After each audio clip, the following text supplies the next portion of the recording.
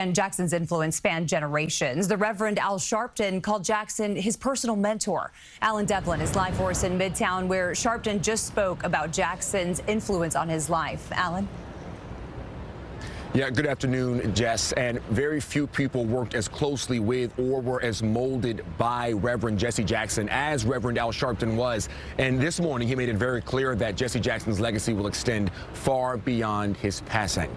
Now, Reverend Al Sharpton first met Reverend Jesse Jackson when he was just a teenager, and their mentor-mentee relationship grew from there. Sharpton went as far as to say Jackson was one of the most influential figureheads in his life and showed him how to stand up against injustices and walk through decade after decade of Jackson's leadership and influence on civil rights, politics, culture, both in his home state of South Carolina, here in New York, and on a national stage.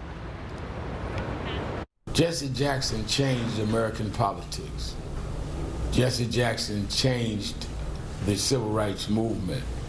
He was a consequential and transformative figure. And he changed New York politics. It has been a very sad day for me, even though we knew he was very ill. When the moment comes, you're not prepared for it. And for Reverend Al Sharpton, that moment came this morning. He was notified of Reverend Jackson's passing around 2:30 a.m. and immediately jumped on a call to pray alongside Jackson's family as they were surrounded the bed where Jackson lay. Reverend took to X hours later and posted a message that read in part, "He told us we were somebody and made us believe I will forever do my part to keep hope alive." Now, Reverend Sharpton, just one of the many who were influenced by Reverend Jesse Jackson here locally and across the nation. Hear from more of those voices on the legacy that Reverend Jackson's leaving behind coming up on CBS New York this evening.